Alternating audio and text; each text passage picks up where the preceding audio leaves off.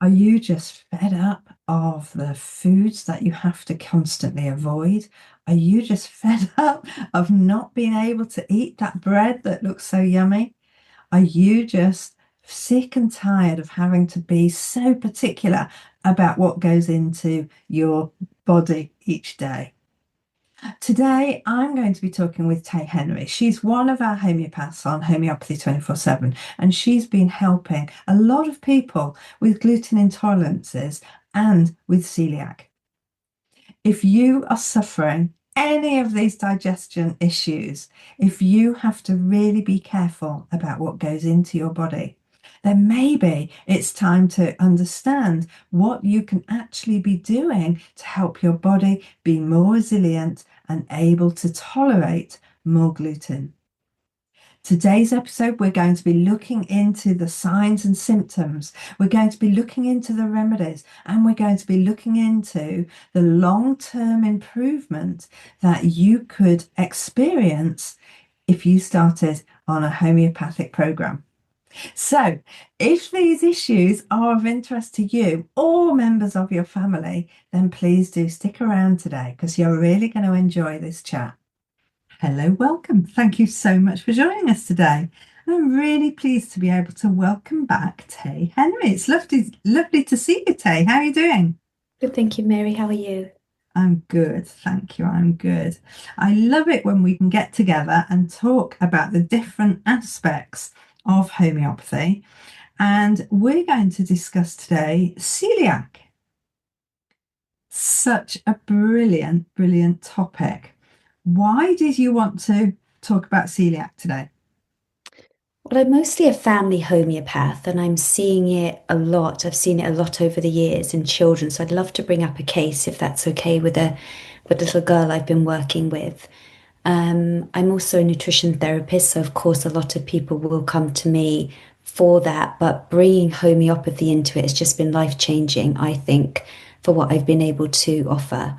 So That is just such a brilliant mix, actually, of modalities, isn't it? Tell us a little bit, first of all, about what celiac is and what would happen in mainstream medicine. And that is a good way then for us to introduce why homeopathy might be really good. yeah. So, celiac is an autoimmune condition where the immune responds abnormally to gluten, which is the protein, if people don't know, in wheat, barley, or rye. They often know wheat, not the other two. And I think the confusion comes sometimes where we think maybe it's an allergy or a food intolerance, which it can be just regarded as, but it's actually an immune response, an autoimmune response. And so very often it's poorly detected in children. This is the problem. And so, we'll take our children along to the doctor or somebody who suspects, or maybe doesn't even suspect, but has tummy troubles, diarrhea or constipation, some pain, or maybe the child, this is the problem at a young age, maybe the child can't tell them exactly what they're experiencing or feeling. So they might go along to the doctors and that test may be not done for a long period of time. And that's where you'll get a degradation then of the gut. And so it really depends on how quick you can get a diagnosis or treat the symptoms as we would. So it's when those symptoms go untreated, unfortunately, that it can then become something that then can sometimes become a little bit harder or indeed longer to take care of. So, yeah. So when somebody can come to a homeopath, obviously we can get started on the symptoms Because quicker. we don't need a Yeah. diagnosis. Yeah. We actually are looking at what's actually happening. So, what sort of questions would we be asking? Um, have you noticed any changes from eating certain foods? So often this can be something again, celiac, is not what's the word? Um, Not for any, for any, it's for anyone. Yeah. But for children, I find that it can be that change from them being on breast milk, for example, for a long period of time, and then starting to have new foods that might be, suspicious, that might be, gluten intolerant. And so we would ask, where have you seen the changes? At what point did you see a change in bowel movements, for example, irritation, bloating, gas. And the parent might say, yes, we've actually seen this since we've given up breast milk or since we've introduced some type of food or different foods, when the child is starting to have an array of different foods now. And so sometimes we can help them to have a bit of a food diary. And then, they might see, because some children will have a multitude of allergies as well as something like a gluten intolerance. So it's really, really helpful to do a food diary. And then they're going to see, because they're logging it, exactly when that pain or discomfort or irritation or diarrhea or constipation is happening after. So that's really helpful. But questions you would want to ask is, what type of symptoms are you seeing? Where is the pain showing up? What, as I said, is it constipation or diarrhea or sometimes both? Okay. And what happens then? What happens? What do you do with this information?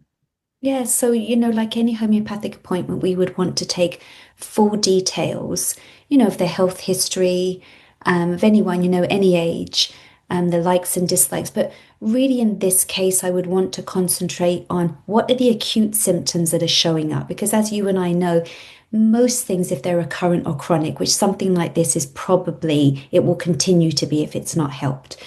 But there's so many acute symptoms around celiac. That's the problem. So we really want to help bring relief to the acute while we can be working on that chronic state as well. So, for example, doing that food diary log, so we can see where those corresponding pains and discomfort are. But then really helping with the acute, because it's not until, let's say, for example, we don't know at this point that they're gluten intolerant. It won't be until you remove the gluten that they're really going to get any real long-term, results. What we can bring is for sure in the short term, but we want to help them with both. Okay, okay. And what let's jump now right to the end. What are they likely to expect if they work with homeopathy and work at at addressing this issue from an early time? Well, I've seen it time and time again. You get a relief in symptoms. I think for children and teens especially, this isn't only physical, this is emotional. You don't want to create picky eating. We know there's a restrictedness in eating of foods. It can create this whole kind of emotional aspect around food. And that's something we certainly don't want to then create. So sometimes it's a very emotional picture as well, or it becomes an emotional picture. So either way, we want complete relief of symptoms where possible. And then we want to support that child or person in how now do they live their lives. And that, as I said, we might bring in, remedies to help with the emotional aspect as well. And we can bring in, there's a lot of a lack of nutrient absorption. And so, there might be some deficiencies and some development issues.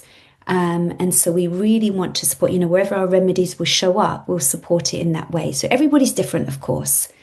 And tell me, how does your nutrition aspect work with the homeopathy? If you're helping somebody on this journey, how are you prescribing homeopathy and nutritional help as well? Mm.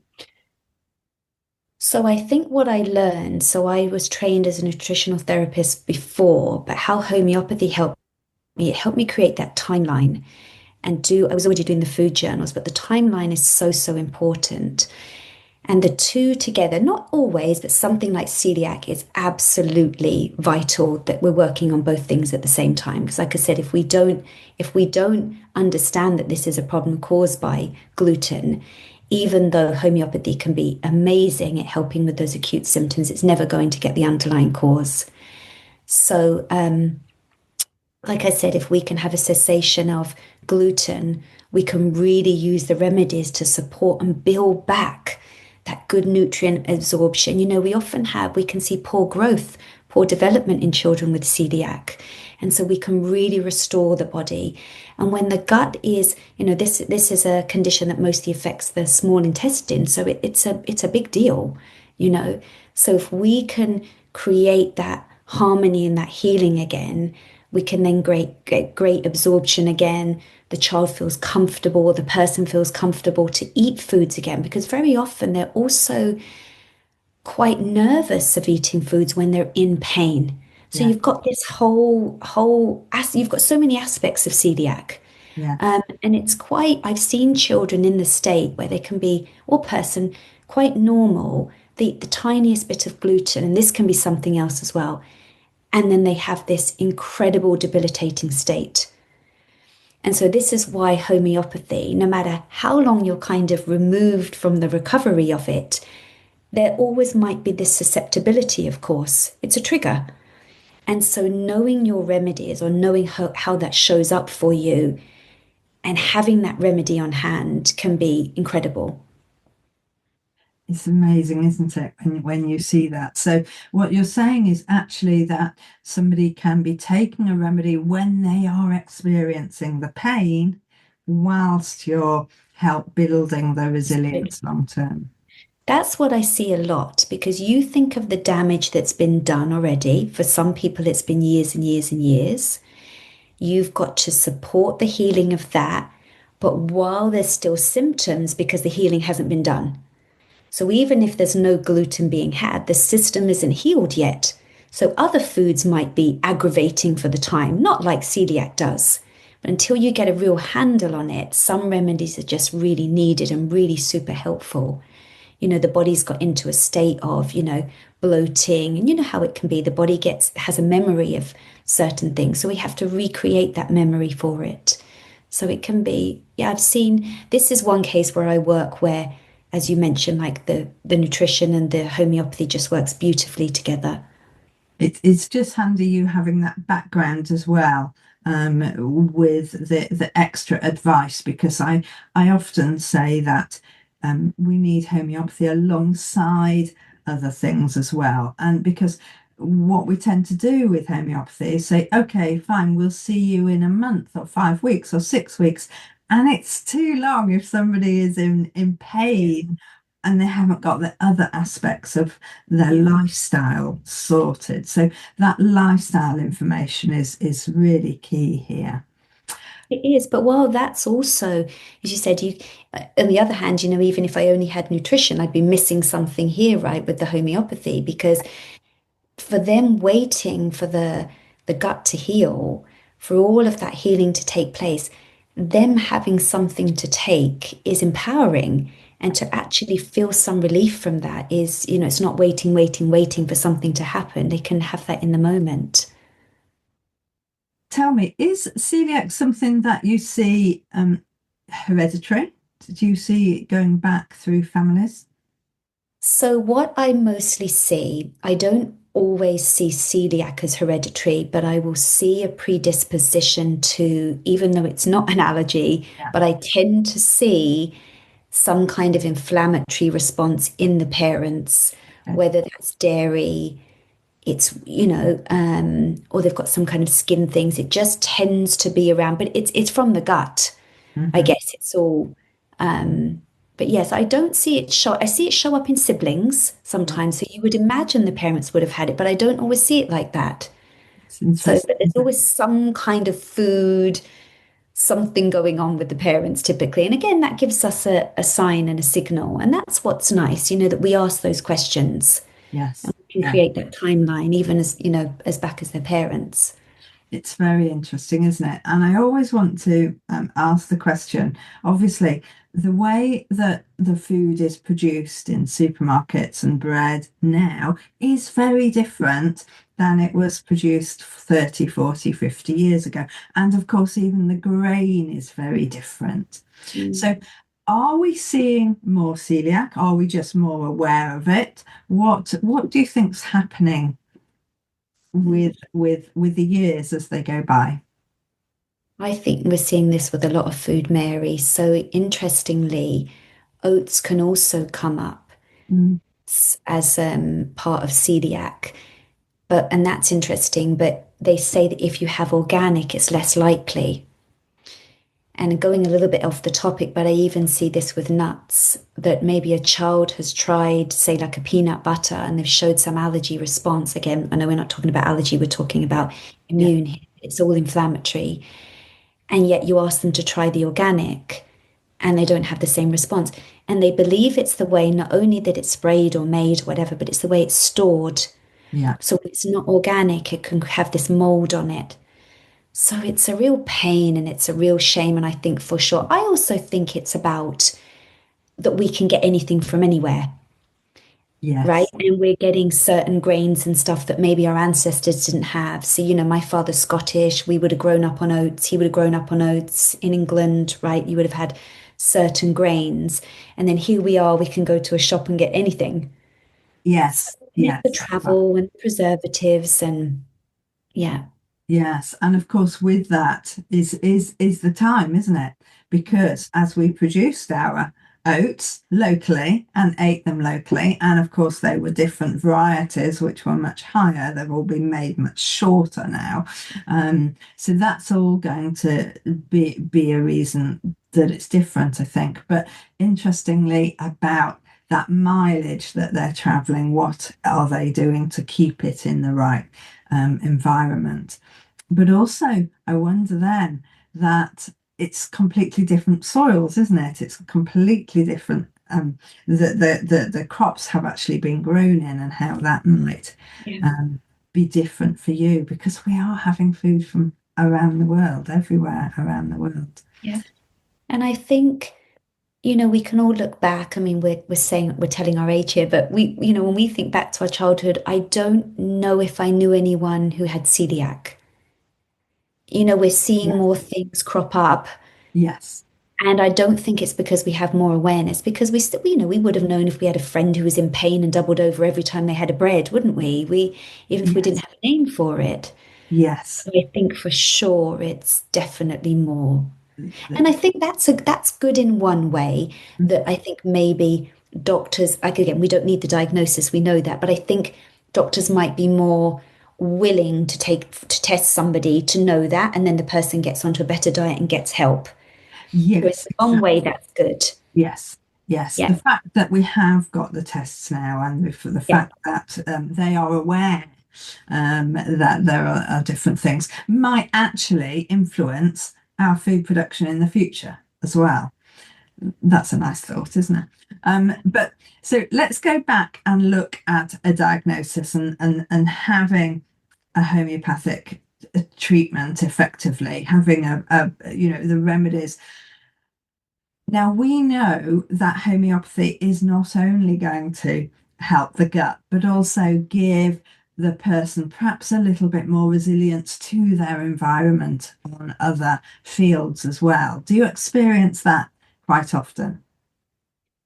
yeah. I feel like it gives them that energy they need, doesn't it? I feel like with celiac, what I've seen, it's like a weakness to the person in some way. It's taking so much out of them. Well, think about it. If you're having food and you're not absorbing the nutrients, that's our very purpose of eating food, whether it's actually nutrient dense or not. Our Yes. actual purpose of eating food is for the nutrient content. So imagine as let's take a child, a growing child who's learning, developing, growing, in every aspect, and that is hindered in some way. So not only is it hindered, but it's also causing them pain. So you see this weakness, and often parents will say, "My child is just not the same." Yes. Yeah. And sometimes, as I said, it shows up differently for every child. Like you can have that child is literally doubled over in pain, has instant diarrhea from having gluten, and then the other child would just be a slow decline. Yeah. And they're the tricky ones, Yes. because they're the ones that parents maybe are not immediately going to the doctors. Like they're fine for a while because maybe they're not having the foods a lot, and then suddenly they're having those foods a lot. Yeah. So that can be really tricky. It's interesting, isn't it? With the questions that we ask with homeopathy, we suddenly think, well, maybe you should be tested for this just because of the other symptoms that they're having around things. And we often see patterns, don't we, with the remedies that come up for certain things. So What I love about homeopathy, of course, is it helps people understand their symptoms a little bit better and understand how to listen to their bodies a little bit more. What I love when you do a consultation, I feel like it's a relationship, especially if you're working with a mother or father with their child. And it's like you're trying to work out when this started, why. And I just love that we pick up these pieces together. And sometimes they go, I've never been asked that, or I've Mm, never thought about that. And then they'll trigger me to think of something that I didn't think to ask them. yes. It's a lovely process that you do together. And again, I feel that's empowering because maybe we've all been at a point, with our children when they've not been well, and we don't feel good about it, and you don't feel empowered, and you want help. And so I just feel that it's a nice relationship. You're working on something for this common goal. And like you said, you can really work things out, and then you've got a plan. I like that when you've got a plan of action, either like you said, if it's to go and get tested or to be more mindful of what they're eating, to start a diary, to do an elimination diet, which I do with a lot of people. Okay. And that's amazing because if you eliminate, Yes. you've got nothing to lose. Yeah. 4 to 6 weeks, you're going to know by the end of that time. I mean, much, much, much sooner. I've seen it in days and people have relief. So it's brilliant. So you can just give them ideas and, make a plan. Yes, it is a lovely opportunity, isn't it, to actually be walking alongside people. We're not there as a doctor to say, you've got this, we're going to do this. We're there to guide and we're there to learn together. And you're right, we are always learning, aren't we, from everybody that we talk Mhm. to. Yeah, and especially if it's a parent, or anyone, they're your eyes and ears. It's their observations, it's their feelings. It's only them by telling you and informing you that you can do your work. So, as much as we can support each other, we're all going to get the best out of it, aren't we? Yes, yes, that's right. We haven't got one magic pill. We Mm. need the right information to get the right remedies in the right order. Yeah. Do you often see celiac with do other symptoms or diagnosis come up alongside quite often, or is it quite varied with everything else? Um, You've mentioned allergies in parents, perhaps, or yeah. I think that celiac starts it off. I think there's this general weakness okay. sometimes. So I think it starts it off and then mineral or vitamin deficiency, but that's kind of like the catalyst for it. But sometimes it shows up alongside of allergies. Like I said, I'm even calling it an allergy. It's not an allergy, it's immune response, but it shows up similar, you know. Yes, yeah, Um, so yes, I think either we're it's a catalyst for seeing that something. weakness. Yeah, yeah. But I've seen the turnaround as well, which is wonderful, and that's the beauty of homeopathy, isn't it? That's the beauty of trying to recover from something. It's bringing balance, isn't it? And when you see that, and it's so crazy that just this protein in certain grains can do this. Hmm. It's incredible. I suppose it's like someone who has anaphylaxis to something. It's just incredible. But the what it can do, the kind of bomb it sets off. Because what I wanted to mention is this systemic inflammation. So when we cut ourselves, that's localized inflammation. We see the redness, we can see where we're hurt. Well, with celiac, it starts to be triggered all in the body. Okay. Systemic inflammation. So yes, it's mostly around the small intestine, but the fact that you have this, you can have nausea, brain fog, headaches, like we said, lack of nutrient absorption, bloating, smelly gas. I mean, it's permeating in many areas. Yes. It's quite incredible, really. So it needs to be contained as much as it can. And that's when somebody's had it for many years and it hasn't been diagnosed. You meet this person and they don't really know where to start. Yes, of So course. much is going on. Yes. Yeah. Yes. Interesting, isn't it? Which also makes you think, and I suppose that we do because we don't um compartmentalize the different Mm. symptoms, that you know, a headache can indicate something is wrong anywhere in the body. Mhm. It's Yep. not. Dehydration, Yeah. stress. Yeah. Yeah. anything. Maybe, Yeah. maybe for a child, we might be a little bit more. As I said, I think a child is maybe a little bit easier in the sense that we have a shorter timeline, don't we? But you imagine somebody of our age, Mary, who this wasn't common when they were young, No. and they've lived with this all their life. Yes. This is kind of normal for them.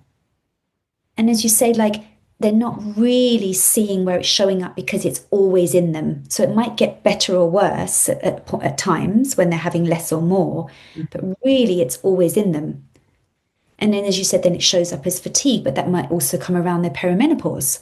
Oh, well, that's normal around, right? So, Yes. Yes. There's so many red herrings, aren't mm, there, with this and with this timeline. It's really interesting to understand. And of course, that helps us understand the layers that we want to sort of take off in order to go deeper and deeper.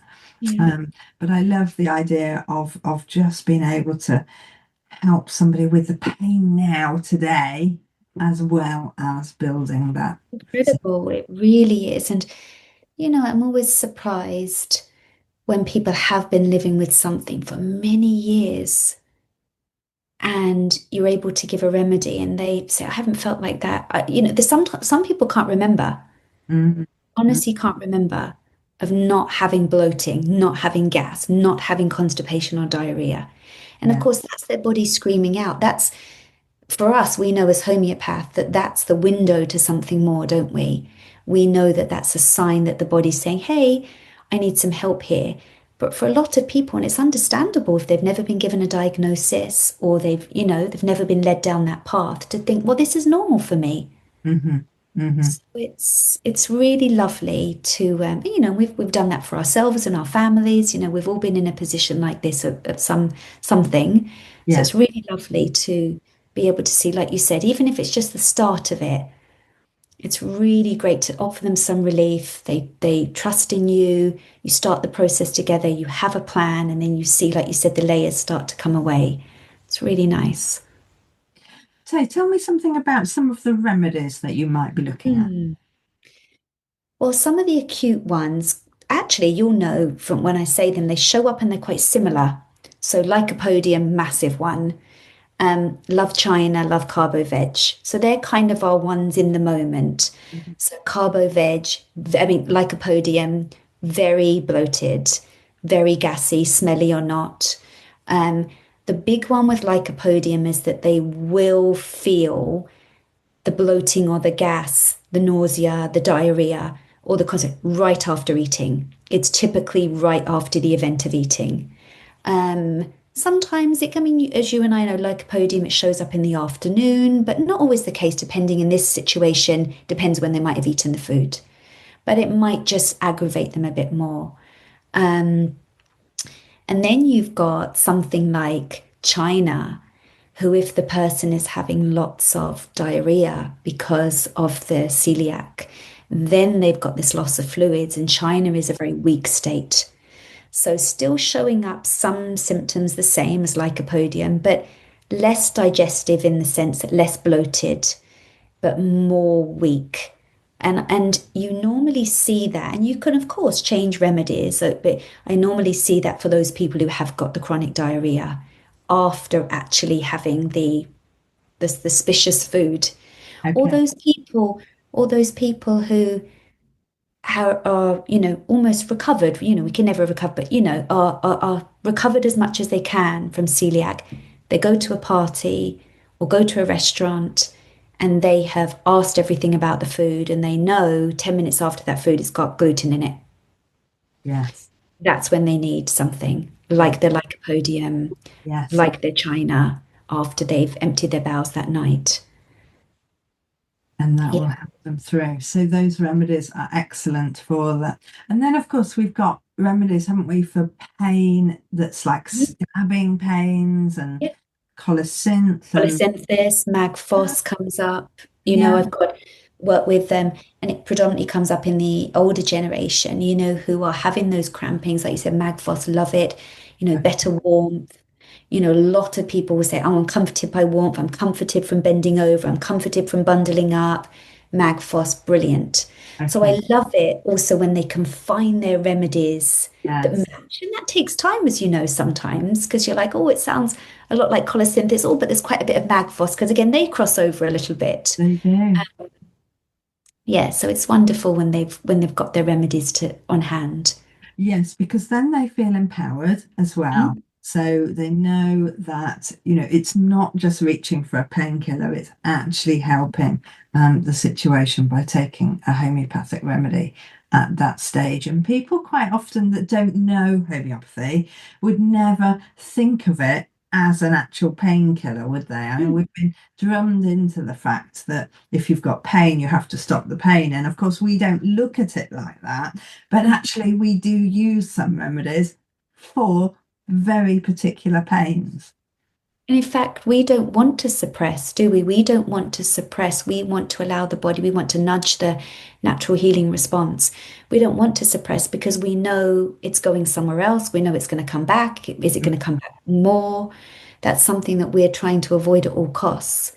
So, yeah, I've met a lot of people as well that are taking those painkillers, and then when they find homeopathy, they're like, well, this is real relief. This is, when you find the most indicated remedy, and that's the trick, as Yes, we know, that can be the tricky part. But these symptoms, I would say, for gluten intolerance are quite noticeable. Like you said, that it is, I'm doubled over. It is, here is where I've got the pain. It's upper stomach, middle, lower. Oh, it's radiating. It's instant diarrhea. It's gushing. It's whatever it is. They are quite obvious to us. yes, they When are we good, solid symptoms, aren't they? Yeah, yeah, most of the time. Oh, fantastic. It's just been such an eye-opener, Tay, just listening, really just hopefully creating enough curiosity for people to say, oh my goodness, I need to find out more.